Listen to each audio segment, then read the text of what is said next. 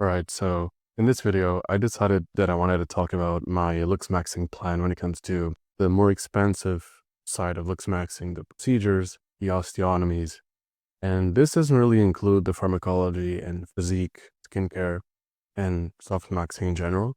And this is also an ideal scenario. So, of course, by the end, you're going to see that it's pretty expensive, but it doesn't mean that I'm going to get everything. It's just a general plan that I would do if I had infinite budget.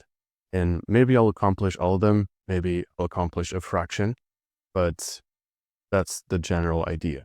And they all target different phalos that I have that I believe are worth fixing if I can afford them. So number one is palate expansion. I have a narrow palate is not ideal for the smile and especially not ideal for breathing. So this one, if I do get it, it would be mostly for functional reasons. It would be to breathe better because my palate not only is it not ideal, you can see like black spots because the smile is not filled in, but mainly it gives me a few breathing problems. So I would like to fix that ideally. White palettes do look better, but I think this is mostly a functional one.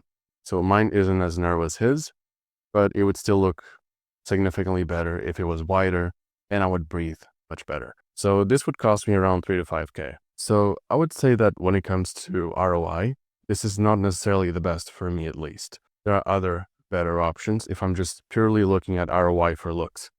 But this would definitely have its benefits, especially because if I want to have jaw surgery later, it's better if I do palate expansion now. So the next one that ideally I would do is Bimax and genioplasty. So I have recession of both jaws.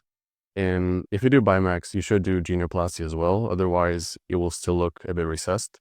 I've seen people that they claim they got botched by jaw surgery, when in reality, they just did Bimax without genioplasty, and the chin still looked recessed in the end. So ideally, you want to do both. And this is, I think, the surgery with the most drastic before and afters. And yeah, I would like to get this one eventually. Probably the most expensive one in the video, but on average, the jaw area is the most important thing if you want to look attractive on average. There are Hollywood actors that have pretty average eye areas, but because they have such a good jaw, they get the roles. So this is something I definitely would like to have in the future, and the ROI for this is insane. This would increase your quality of life a lot if you're a good candidate for it. And yeah, it would improve breathing as well as your looks and how you're treated and positive feedback loops. Of course, you follow my channel, you know the benefits of looks. Here's another insane before and after. This guy, he had recession in the maxilla, which I have as well. Sometimes it can create this curve. And he had recession of the lower jaw and of the chin. You can see from his Frankfurt plane. And here it looks pretty ideal. The result's pretty insane. And he looks natural, which is the most important thing. So here he is breathing better. He's looking better. He's getting more positive feedback from people. And his life just improved. He has an easier life now. And this is definitely a pretty big ROI surgery. It's a bit expensive, but the benefits, if you're a good candidate for it, drastically outweigh the costs. This would cost me around 10 to 15K. Next one is rhinoplasty. This one is the most obvious for me, at least. I have a hooked nose that is slightly downturned, and it's not that bad, but I still want to fix it anyway because it's an obvious phalo. I don't really care about really small phalos, but this one isn't small for me. I have a nose kind of like this guy, but more downturned, I would say. And the after just looks so much better. It has so much more harmony. It combines better with the face. And people have this perception that with surgery, you're going to decrease your harmony, but in the vast majority of cases, it's the complete opposite. It improves your harmony because, for example, some people have a nose that is slightly too big for their face, and that's my case, and fixing it would improve my facial harmony. And facial harmony is extremely important, obviously. So this is actually from the doctor that I plan on having it with, which is this one, Ricardo Barros. He's in Portugal. I'm in Portugal as well. I'm Portuguese. And I'm kind of a fan of having surgery with people that are used to your phenotype.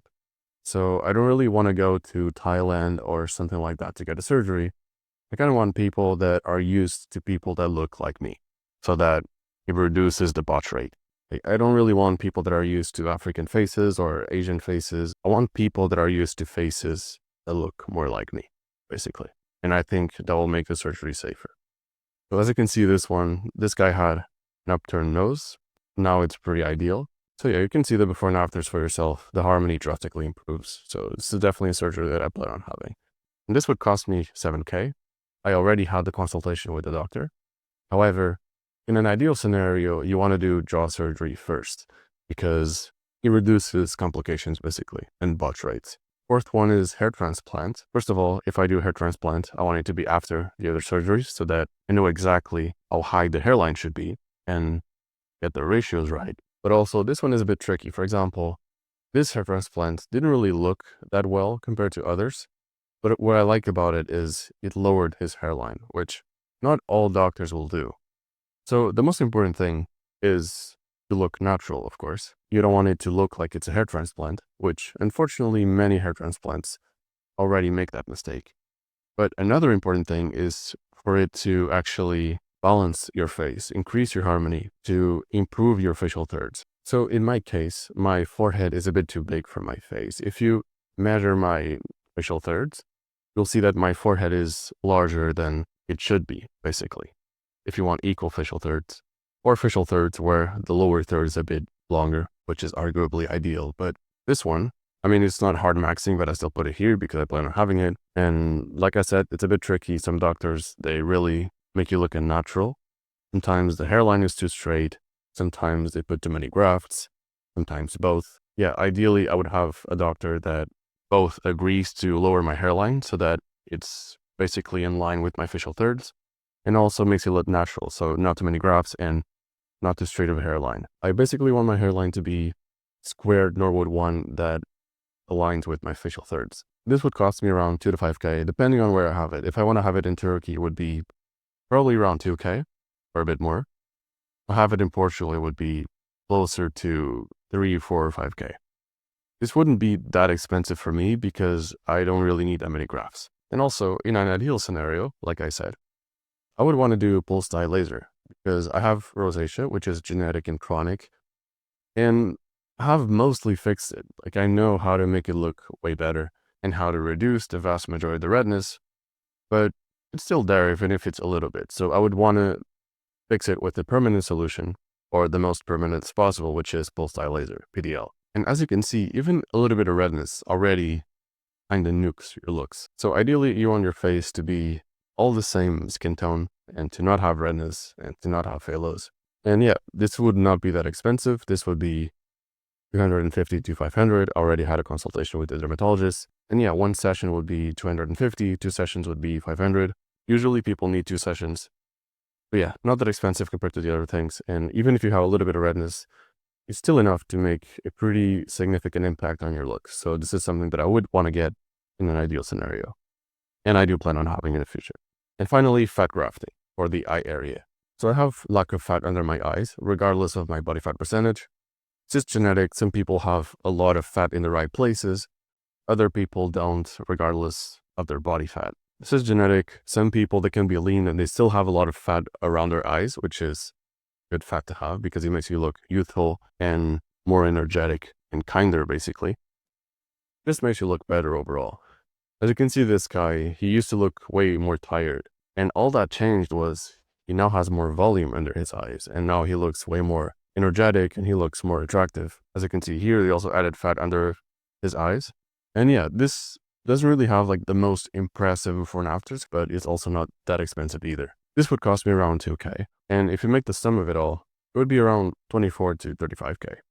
And again, this is an ideal scenario. It doesn't mean that I'm going to get everything. For example, the palate expansion would be mostly functional. It would be mostly to breathe better.